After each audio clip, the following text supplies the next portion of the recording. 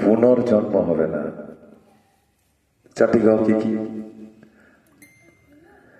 ভগবান বলছেন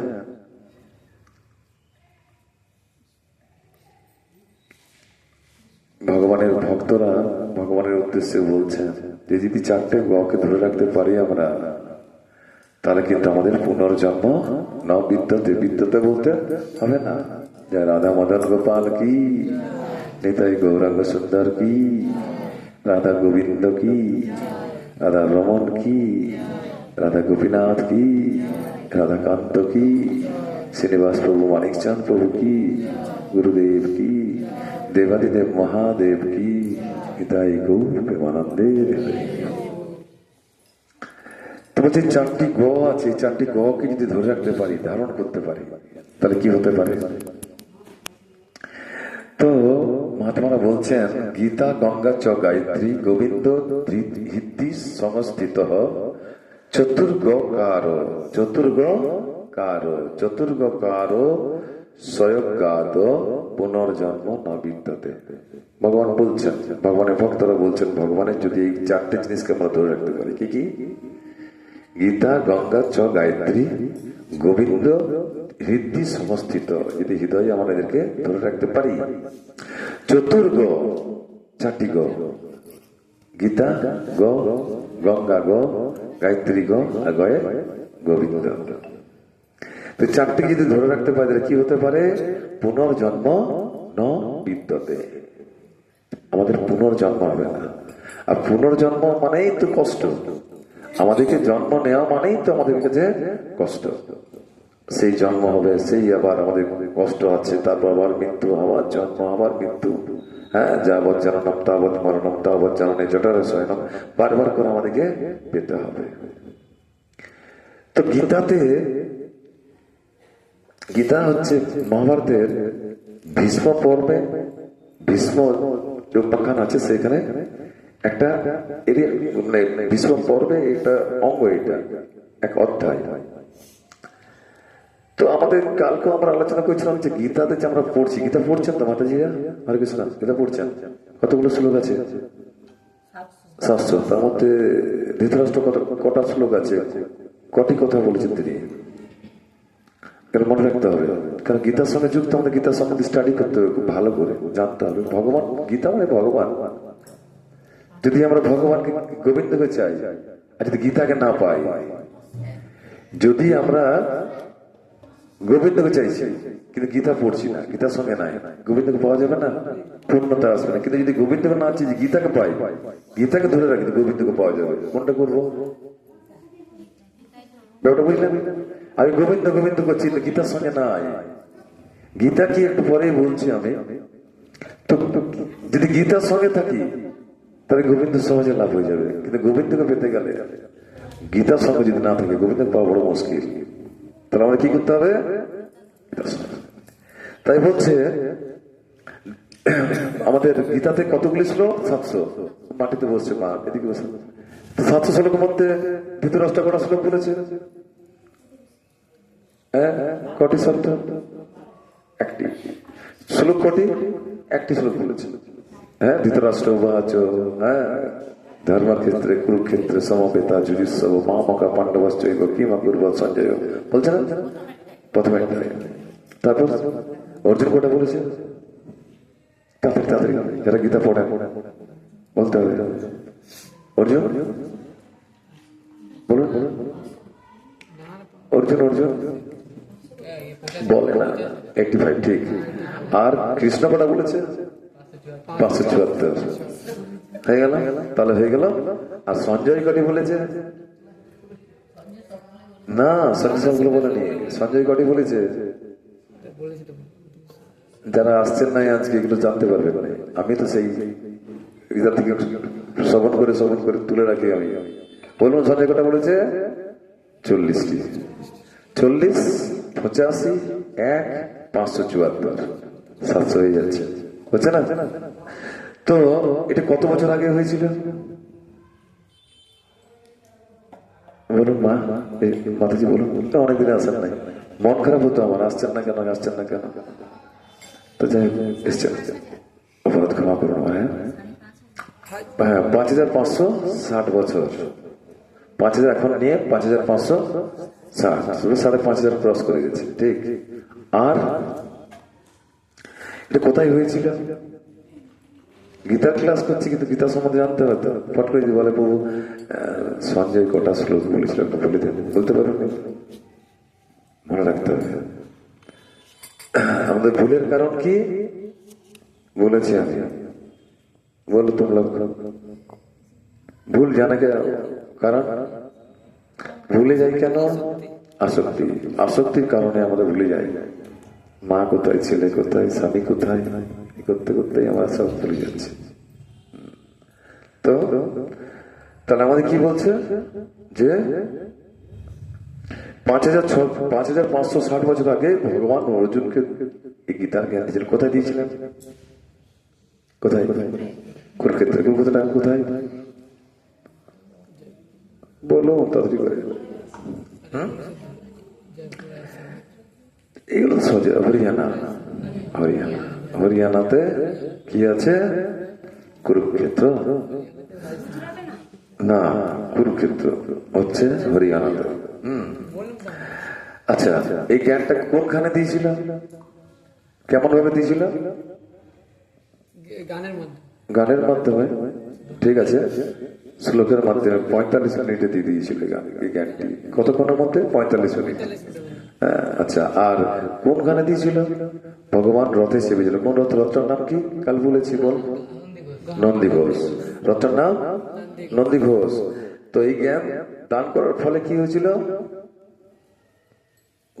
অর্জুনের যে মুখ্য, সেটা লাভ, মুখ্য দান। ওই জন্য এটা কবে হয়েছিল? কবে জ্ঞানটা দিয়েছিল? কোন একাদশীতে? মোক্ষদা একাদশীর দিনে দিয়েছিল। আর মোক্ষদা, এই তুমি কেন ডিস্টার্ব করছো? বলে যাবো আমি। চুপ করে বসে নাই, ঘরটা আছে, ছোট ঘরটা, এই ছোট ঘরটা ভেঙে দিবি তাকে। ভগবান। আচ্ছা, এই জ্ঞান লাভ করার ফলে কি লাভ হয় আমাদের? আমরা গীতাতে পড়ছি কি লাভ হয় আমাদের। কি লাভ হয়? ধূপ জ্বালানো, মশা লাগছে।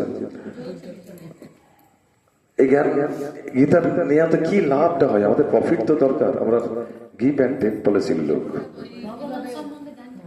এটাই। আর কি?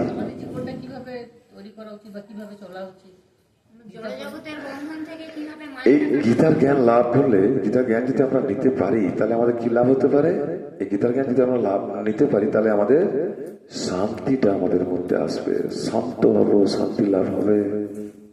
তাছাড়া কিন্তু শৃঙ্খল জীবনযাপন করবো আমরা। গীতার জ্ঞান নেওয়া মানে কি? গীতাকে নিলাম, শুনলাম, সেটাকে ইউটিলাইজ করতে হবে, বাস্তবায়িত করে। শুনে চলে গেলাম আর বললাম বাবারে যা পাঠ শুনে এলাম না, দারুণ না, আপনাকে ইউটিলাইজ করতে হবে।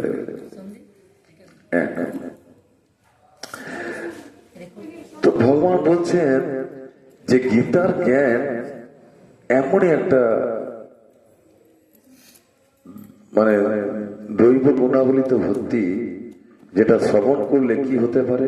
ভগবান বলছে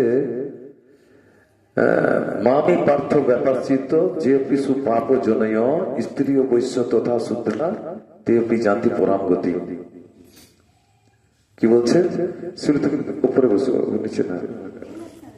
কি বলছে? মামে হি পার্থ ব্যাপারচিত যে অপিসু পাপ জনয়, যারা পাপিত ছেড়ে দেন, যারা পাপ জনি ভুক্ত, যারা পাপ জনি যেখানে আছে, পাপি তো অনেক দূরের কথা, যারা পাপ জনি ভুক্ত তারা পর্যন্ত উদ্ধার হয়ে যাবে। স্ত্রী বৈশ্য তথা শূদ্রা তেপি জানতি পরাম গতি, পরাগতি লাভ করে যাবে। তাহলে গীতা সম্বন্ধে এগুলো জানলেন আপনারা। তাহলে গীতার সঙ্গে যদি আমরা যুক্ত না থাকি, তাহলে কিন্তু লাভ হবে? গোবিন্দকে চাইছি আর গীতার সঙ্গে যুক্ত নাই, গোবিন্দকে জীবনে পাওয়া যাবে না। আবার যদি গোবিন্দকে না চাই, যদি গীতার সঙ্গে থাকে, গোবিন্দকে লাভ হয়ে যাবে। যেমন আমরা 12 মাসে 13 পার্বণ আছে, তো সবগুলো করছেন। একাদশী যদি না করেন কিছু লাভ হবে? হবে না। যদি সবকিছু না করে যদি একাদশী করেন, সবটাই মধ্যে পেয়ে যাবেন। তো সেরকম যদি আপনি গীতা ধারণ করতে পারেন, সবই যাবে। আচ্ছা, গঙ্গা কোথা থেকে এসছে ভগবানের? চরণ থেকে। ভগীরথ নিয়ে এসছে তাকে, তার জন্য তিনি অতি শুদ্ধ। তাহলে গঙ্গা যদি গায়ে জল নিলে কি হয়? শুদ্ধ হয়ে যায়, হয় কিনা? তো যদি ভগবানের চরণ থেকে আসাতে এই জলটা যদি আমরা শুদ্ধ হই, ভগবানের মুখে নিশ্চিত বাণীর থেকে আমরা কি হতে পারি? তাহলে গীতাটা কি জিনিস? দুটো জিনিস জানলেন। এরপর আছে গায়ত্রী। গায়ত্রী মন্ত্র, গায়ত্রী আর ভাগবত একই জিনিস। গায়ত্রীটা খুব কলিযুগে খুব কঠিন। গায়ত্রী বললে সে আচমন করো, শুদ্ধ আসন চাই, সময় চাই, অনেক ব্যাপার, পারবেন না। কিন্তু ভাগবত এগুলো লাগে না। এই যে ভাগবত আসছে আমাদের, যদি আমরা মানে একনিষ্ঠভাবে যদি ভাগবত শ্রবণ করি, আমাদের পরাগতি লাভ হবে। একনিষ্ঠতা রাখতে হবে। আমি খেটেছি বলে আমি আগে যে বসবো, আমি খেটেছি বলে আমি এই করবো ওই করবো না, শ্রবণ করবার জন্য আমি কাটছি, গোবিন্দের কথা শোনার জন্য আমার আজ পরিশ্রম, তবেই কাটছি। না তো আমি কাজে না, আমি বেশি পয়সা পেয়েছি বলে আমি আরতি করবো না। গোবিন্দের কৃপা হয়েছে, আমি আরতি করবো, পেয়েছি ব্যাস। ভগবানের কাছে চাইতে হবে না, ভগবান দেবে। আমরা চাইবো কি গো, যে 4টা গাড়ি চাই, 5টা গাড়ি না, গোবিন্দ দেবে, আমাকে পাঠাবে, বিশ্বাস রাখতে দেবেও। এই বিশ্বাসটা আমাদের তৈরি হচ্ছে না, কারণ কি? একটাই কারণ, যেটা আমরা জপের মধ্যে নাই, আমার নামের মধ্যে নাই। তাছাড়া যদি নামের মধ্যে থাকি তো হরিদাস ঠাকুরকে ভাঙতে পেরেছিল লক্ষ্য হীরা? কত চেষ্টা করে, 3 দিন ধরে কত রকম কাণ্ড করেছে, পেরেছে? পারেনি। কিন্তু আমাদেরকে কেউ যদি বলে দেয়, বাস চলে যাবো, ভেঙে যাচ্ছে আমাদের মন, কারণ আমরা নাই। তাহলে জপ করতে হবে, নাম নামতে হবে ভগবানের। আর কি বলছে? প্রথম শ্লোকটার প্রথম অক্ষরটা বলতে হবে। গীতার প্রথম শ্লোকের প্রথম অক্ষর বার করুন, বার করুন। ধৃতরাষ্ট্র বাদ দিয়ে দেন। ধর্ম, ধর্ম, ধ। আর অষ্টম অধ্যায়ের লাস্ট শ্লোকের লাস্ট অক্ষরটা বার করুন।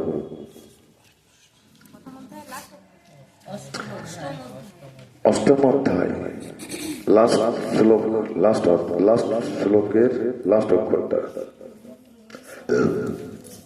কি লেখা আছে? যত্র যোগেশ্বর কৃষ্ণ যত্র পার্থ ধনুদ্ধর তত্ত্ব শ্রী বিজয় ভূতি দুবার নীতি মতির মম মম ম।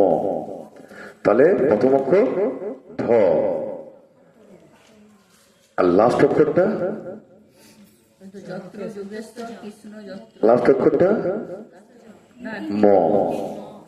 আমার সাথে বলুন তাহলে, ধর ধর ম, ধ ম। তা দুটো মিলে কি হলো? ধর্ম। ধর্ম দুটো নিয়ম ভাগ আছে। ধর্ম মানে কি? ধর্ম মানে তো গীতার ক্লাস করবো, আমরা শিখবো না? গীতা স্টাডি করবেন তো আপনাকে ভালো করে শিখতে হবে। তো ধর্ম মানে কি? একজন বলুন, কেউ ধর্ম মানে বলতে হবে না। ধর্ম মানে হচ্ছে স্বভাব, স্বভাব, স্বভাব। ধর্ম মানে হচ্ছে স্বভাব। আরেকটা হচ্ছে কি? ধর্ম মানে হচ্ছে স্বভাব, একটা তো স্বভাব, একটা হচ্ছে ধর্ম মানে হচ্ছে স্বভাব একটা, আরেকটা হচ্ছে স্বরূপ স্বভাব। স্বরূপ, স্বরূপ স্বভাব, স্বভাব। তো ধর্ম আরেকটা মানে আছে, সেটা হচ্ছে কর্তব্য। ধর্ম আরেকটা মানে হচ্ছে কর্তব্য। তো ধর্ম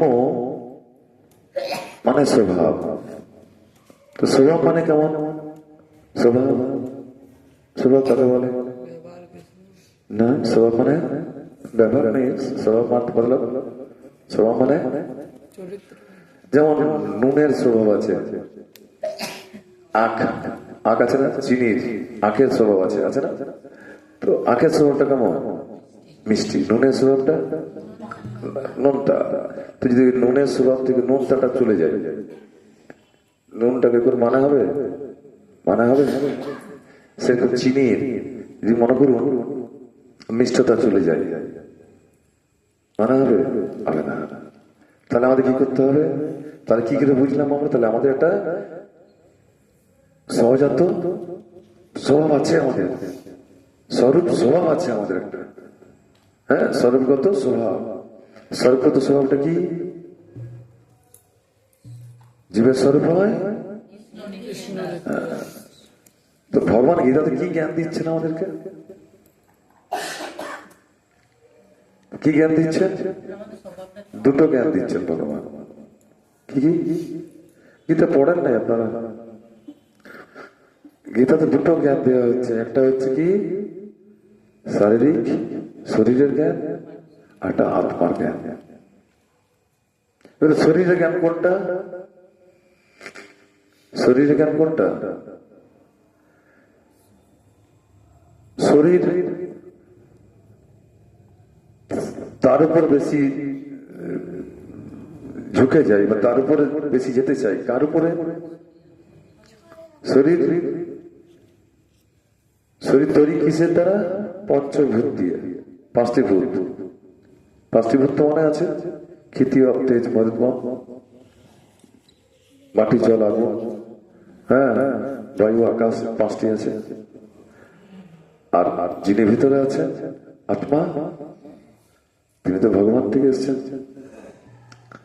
তো শরীরটা কিস দিয়ে তৈরি? পঞ্চভূত দিয়ে। পঞ্চভূত দিয়ে যখন তৈরি, তখন এই শরীর কি চাই? যে তাকে জন্ম দিয়েছে প্রথমে, যে তার মা, মা বাবা, কুটুম্ব, বাটুম, আত্মীয় স্বজন যারা আছে ব্লাড রিলেশনের মধ্যে, চর্মের সঙ্গে যাদের যুক্ত, তাদের সেবা করতে হবে। হ্যাঁ কি না? ক্লিয়ার? আত্মা কোথা থেকে এসছে? আত্মার জন্মকে দিয়েছে ভগবান দিচ্ছে। তাহলে এই আত্মার স্বরূপ কি? আত্মা মানে তো জীব, জীবকে আত্মা বলছে। তো জীবের স্বরূপ কি? নিত্যদাস, সেবা। তাহলে আত্মা কি চাই? ভগবানের সেবা করতে। তো যদি আমরা এই ভগবানের সেবা থেকে দূরে থাকি তাহলে কিন্তু মুশকিল। কারণ যদি আত্মা ঠিক না থাকে শরীরটা বেটিং হয়ে যাবে। তাহলে এখানে বলছে ধ আর ম। ধ আর লাস্ট অক্ষরটা হচ্ছে ম, দুটো মিলিয়ে ধর্ম। তাহলে ধর্মের মানেটা কি? একটা স্বভাব, একটা স্বরূপ স্বভাব, কর্তব্য। ধর্ম মানে হচ্ছে কি? আর একটা মানে, ধর্ম মানে হচ্ছে প্রেম। প্রেম করতে হবে, যেটা আমরা করছি না। তো আমরা এই ধর্ম, গীতাতে ভগবান ধর্ম করতে শিখিয়েছে, হ্যাঁ কি না? এবার দুটো অক্ষর ধরুন। প্রথমে ধর, এদিকে, তারপর লাস্টে দুটো অক্ষর কি আছে শ্লোকের লাস্ট? নীতির মম। তাহলে ধর্ম মম, ধর্ম মম। ধর্ম মম মানে ধর্ম মম আমি। ধর্ম মানে হচ্ছে আমি। যথা ধর্ম তথা জয়, মানে জয় বলতে আমি, ধর্ম বলতেও আমি। পৃথিবীতে আজ যেগুলো আছে সেগুলো আমি নই। তো যেখানে ধর্ম থাকবে সেখানে কৃষ্ণ আছে। যেখানে ধর্ম মানে কৃষ্ণ। ধর্ম মম, এই দুটো, এই জিনিসগুলোই গীতার মধ্যে আছে। গীতা পড়ছেন কেমন করে পড়ছেন আমি জানি না। গীতা ভালো করে পড়তে হবে না? না ভুলে যান, ঠিক আছে, সবারই ভুল হয়, আমাদের ভুল হচ্ছে না। আমরা বলতে বলতে ভুলে যাচ্ছি। তাহলে গীতাতে কি জানলাম? ধর্ম মানে হচ্ছে প্রেম। তো দেখুন, আমরা মা জন্ম দিল, মাকে ভালোবাসলাম। যে বাবা কিছু আরো ভালো জিনিস, মোবাইল কিনে দিল, বাবাকে ভালোবাসতে লেগে গেলাম। বাবাকে ভালোবাসার পর আর একটু এন্টারটেনমেন্ট চাই, বন্ধুর সঙ্গে চলে গেলাম। বন্ধুর সঙ্গে যাওয়ার পর কোন গার্লফ্রেন্ডের সঙ্গে চলে গেলাম, গার্লফ্রেন্ডের যখন বিয়ে হয়ে গেল, বিয়ের পর বউ হয়ে গেল, তার নিজের মা বাবা এনা তেনা সব গেল, তারপর চলে লোকে স্ত্রী সন্তান, এগুলোর সঙ্গে আমরা প্রেম করতে লাগলাম। কেন? আত্মার স্বভাবটা কেমন? আত্মার স্বভাব, আত্মার স্বভাবটাই হচ্ছে প্রেম করা। কার সাথে প্রেম করবে? আত্মা যেখান থেকে এসছে সে তার সাথে প্রেম করবে। জীবে জীবে প্রেম হয়? হয় না। এই জড় দেহের সাথে এই চিন্ময় আত্মার কখনো প্রেম হবে না। সেটা কাম, সেটা কামনা বাসনা। তাহলে জীবে জীবে কখনো ভালোবাসা হয় না। কিন্তু আমরা বলছি হয় না। হ্যাঁ, তারপর কি হলো? স্বামী স্ত্রী হলো, স্ত্রী তখন হয়ে গেল সব মা বাবা হেনা তেনা সব বাদ। স্ত্রী একদিন চলে গেল, তখন সে হয়ে গেল একা। সারাদিন বাড়িতে থাকে, বিস্কুট খায়, চা খায়, হেনা তেনা খায়। এগুলো দেখে দেখে কুকুর গুলো চলে আসে, কুকুরকে ভালোবাসতে লেগে যায়। কুকুর গুলো নেজ নাড়াতে নাড়াতে ওর সাথে সাথে থাকে। ওই বৃদ্ধ পুরুষের সাথে বৃদ্ধ পুরুষ যখন রাত্রেবেলায় শুতে যায়, দেখে কুকুর নেজ নাড়াচ্ছে, দরজা লাগিয়ে দেয়। আবার যখন সকালে উঠে দেখে কুকুরটা বসেই আছে আমার জন্য। যদি আমরা ভগবানকে ইংরেজি কি বলে? গড। যদি আমরা কৃষ্ণকে মানে ভগবানকে ভালোবাসতে না পারি, তাহলে কিন্তু কুকুরকে ভালোবেসে ফেলবো, কুকুর হয়ে যাবো। গড, গডের উল্টোটা বলুন ডগ। জিওডি গড আর ডিওজি ডগ। হ্যাঁ, তাই আমাদেরকে কি করতে হবে? জয় জয় গোবিন্দ গোবিন্দ গোপাল, জয় জয় গোবিন্দ গোবিন্দ গোপাল, গিরিধারী গোপীনাথ নন্দ দুলাল, গিরিধারী গোপীনাথ নন্দ দুলাল, জয় জয় গোবিন্দ গোবিন্দ গোপাল, জয় জয় গোবিন্দ গোবিন্দ গোপাল। গোবিন্দ ভালোবাসতে হবে।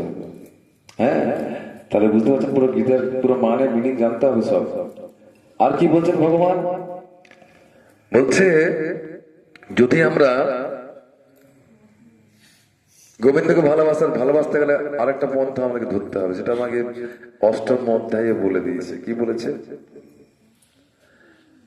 ভগবানকে ভালোবাসতে গেলে প্রথম তো নাম তো চাই, নামকে আশ্রয় করে থাকতেই হবে। আর গোবিন্দের পাশে কি আছে? রাধারানী। সর্বধর্মান পরিত্যাজ্য মামেকং শরণং ব্রজ। হ্যাঁ, সর্বধর্মান পরিত্যাজ্য মামেকং শরণং ব্রজ, অহম তম সর্ব পাপেভ্য মোক্ষয়ামি মা শুচ। বলছেন এটা গীতাতে বলছে, অষ্টম অধ্যায় পড়বেন পাবেন। তো বলছে আমাকে পেতে গেলে আর একজন কাছে যেতে হবে। কার কাছে? সর্বধর্মান্ন পরিত্যাজ্য। সর্বধর্মান্ন বলতে আমার গুরু মহারাজ বলতে সর্বধর্মান্ন পরিত্যাজ্য। সর্বধর্ম পরিত্যাজ্য বলতে কোনটাকে বোঝায়? কাল বলেছি বল। হ্যাঁ, ছোটা রিপু। এই ছোটা রিপুকে সরাতে হবে, দাবাতে হবে। এগুলো যাবে না, মৃত্যুকালীন সময় পর্যন্ত যাবে না, কিন্তু ওদিকে কনভার্ট করা যাবে। এখানে আছে, এখানে করা যাবে। এর প্রতি আছে, ওর প্রতি করতে হবে, কনভার্ট করতে হবে। কাম ক্রোধ লোভ মোহ মদ আশ্চর্য, এটাকে ত্যাগ করতে হবে। তারপর কি হবে? সর্বধর্মান পরিত্যাজ্য মামেকং শরণং ব্রজ। মাম একম শরণং ব্রজ। ভগবান মাম একম কোথায় আছে? সেটা ব্রজে। ব্রজে কি আছে? হ্যাঁ, রাধা বিনা কৃষ্ণ আধা, আধা। রাধা বিনা কৃষ্ণ আধা। তো বলছে ব্রজে যে আছে তার সেবা করতে হবে। মাম একম মাম একম শরণম ব্রজ, ব্রজ বলতে ব্রজধাম, ব্রজেন্দ্রনন্দন যেখানে জন্মগ্রহণ করেছেন সেখানে। সর্বধর্মান পরিত্যাজ্য মাম একম শরণম ব্রজ, ব্রজ ধামে যে তার সেবা করতে হবে। তারপরে কি করবে ভগবান? অহম তাম সর্ব পাপেভ্য মোক্ষয়ামি মা সূর্য। কোন চিন্তা নেই, কোন সন্দেহ নেই, আমি তোমার সব পাপ খেয়ে নেব। তাহলে আমরা যদি রাধারানীর চরণ ধরে চলি, হ্যাঁ, তাহলে কি হবে? গোবিন্দকে অবশ্যই লাভ করতে পারবো। আর রাধারানী আর গোবিন্দ মানেই হচ্ছে গীতা। হ্যাঁ, তাহলে আমরা যদি চারটে গ কে ঠিক মতো ধরতে পারি, একটাকেও ভালো করে ধরুন। চারটে গ বললাম কি কি? গীতা, গঙ্গা, গায়ত্রী আর গোবিন্দ। এই চারটিকে ধরার চেষ্টা করুন, অবশ্যই পরম গতি আমরা লাভ করবো, এতে কোনো দ্বিধা নাই। ঠিক? হ্যাঁ তো?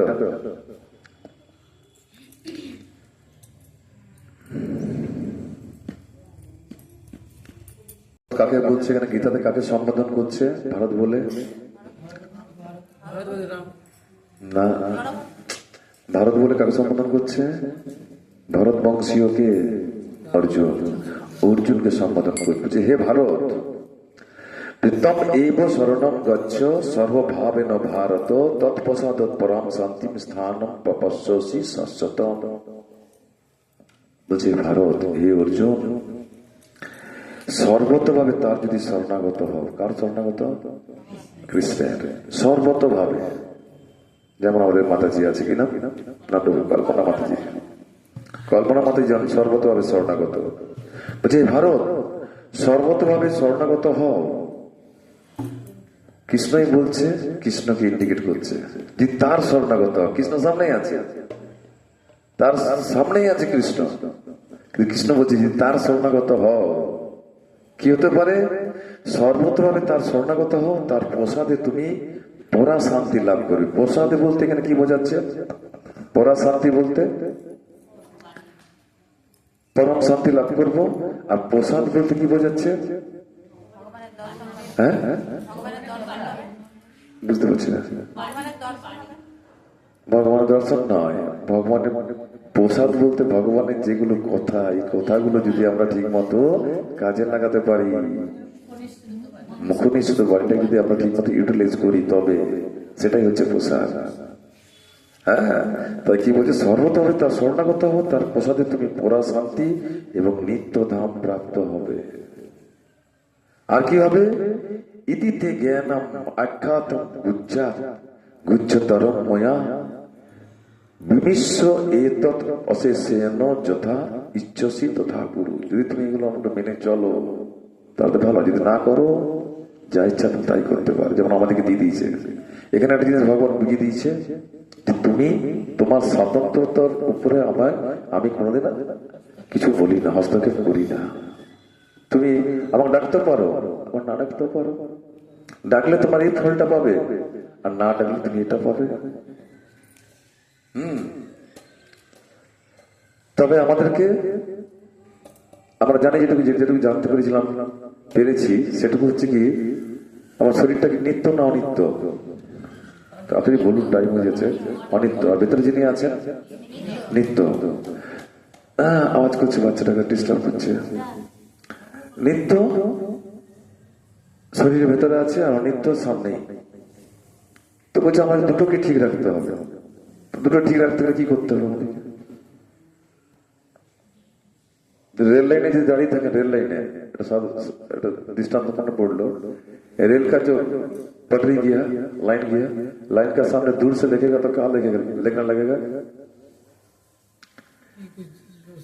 रेल लाइन का दोनों लाइन का पाड़ है, बीच में खड़ा हो गया, देखो दूर से कहाँ दिखाई देगा? ना, দুটো লাইন একসাথে মিশে যাচ্ছে, টাচ হয়ে যাচ্ছে। लगता ना, लगता ना कि नहीं लगता? लगता है। दोनों लाइन के बीच में खड़ा रहेगा तो देखेगा तो दोनों लाइन एक साथ जाके टाच हो जाएगा। ठीक तो সেরকম ভেতরে কি আছে? নিত্য আত্মা আর শরীর। এই দুটো জিনিসকেই আমাদের ঠিক রাখতে হবে। হ্যাঁ, যে আমরা আমরা এমন ভাবে থাকি, এমন আচরণ করি যেমন আমরা শরীরটা কিছু মনেই করি না, খালি জপমালা নিয়ে জপ করি না। শরীরটা ঠিক রাখতে হবে, কারণ এটা হচ্ছে অনিত্য আর ভিতর হচ্ছে নিত্য। তো নিত্যটাকে পেতে গেলে কি কি ঠিক রাখতে হবে? তাহলে শরীরটাকে ঠিক না হলে নিত্যটাকে পাবো। আর বলছেন তারা মহাত্মারা, যদি নিত্যটাকে ঠিক রাখা যায় তাহলে অনিত্যটাও ঠিক থাকবে। নিত্যটাকে যদি ঠিক রাখি আমরা, অনিত্যটাও ঠিক রাখবে। কারণ নিত্য বলছে 9টা থেকে 9:30টার মধ্যে প্রসাদ পেতে হবে, আর দুপুর বেলাতে 3টের মধ্যে 3টে 3:30টার মধ্যে প্রসাদ পেতে হবে, রাতে খেতে হবে না, শরীর ঠিক থাকবে। কিন্তু আমরা কখন খাচ্ছি খাবার? 3টার সময়। তাহলে আমরা যদি নিয়মটা মেনে চলি অবশ্যই আমরা ঠিকঠাক থাকবো, কিন্তু মানি না। তাই আমাদেরকে প্রসেসে যদি চলি, কথা যদি ভগবানের যদি আমি প্রসাদ ঠিক মতো গ্রহণ করতে পারি, গুরু মহারাজদের কথা যদি ঠিক মতো গ্রহণ করতে পারি, অবশ্যই পরম গতি লাভ করবো আমরা। গীতা এই জ্ঞানগুলি দিচ্ছে, শরীর আত্মার এই তো জ্ঞান দিচ্ছে, শরীর আর আত্মা। গীতাতে 5টি বিষয় নিয়ে কথা আছে। 5টি বিষয় কি কি পড়েছেন গীতা? বলুন। বলেছি আমি, অনেকবার বলেছি। বলুন পুত্র মাতাজি, বলুন বলো। শিউলি মাতাজি, ওই কল্পনা মাতাজি। প্রচার করতে হবে, এমনি করলে হবে না। শুধু নিজে আনন্দ পেলে হবে না, লোককে আনন্দ দিতে হবে। তাহলে তো সব লোকের অন্যের মঙ্গল করলে নিজের মঙ্গল হয় বলে না। তো লোকের মঙ্গল করার মানে কি? তাকে কৃষ্ণ ভক্ত তৈরি করতে হবে। ঈশ্বর জীব কাল কর্ম, আর কি? ঈশ্বর জীব কাল কর্ম, প্রথমেই হচ্ছে ভগবান। ভগবান, ঈশ্বর, জীব, কাল, কর্ম, আর আরেকটা আমি ভুলে গেল বলতে বলতে। 5টি বিষয় নিয়ে গীতাতে আলোচনা হয়েছে। ঈশ্বর,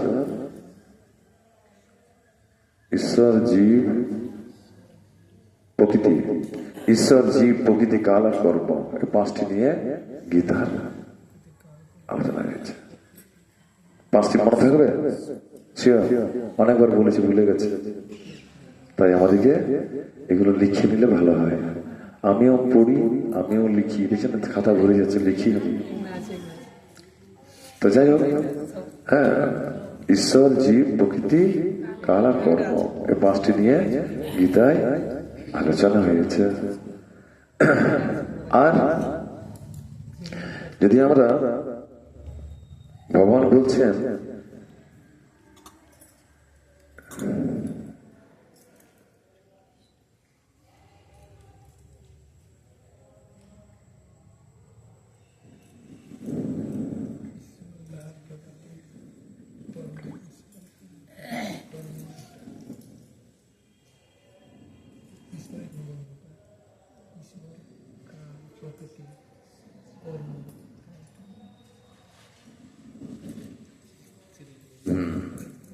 ভগবান বলছে যে তুমি যা কিছু করছো তুমি তোমার বুদ্ধির দ্বারা অ্যাপ্লাই করো। মনকে বুদ্ধির সঙ্গে, বুদ্ধি দিয়ে মনকে চালনা করতে হবে, মনকে বুদ্ধির সঙ্গে ঢোকাতে হবে। বুদ্ধি যদি মনের আন্ডারে চলে যায় মুশকিল। মন বলছে ওখানে যে ওর ঘরে আগুন লাগিয়ে দেয়, যদি লাগিয়ে দেন তাহলে ভালো হবে না খারাপ হবে? কিন্তু যদি বুদ্ধিকে যদি মনের সঙ্গে থাকে, বুদ্ধি কি বলবে? না, আগুন লাগানো ওর ঘরটা পুড়ে যাবে।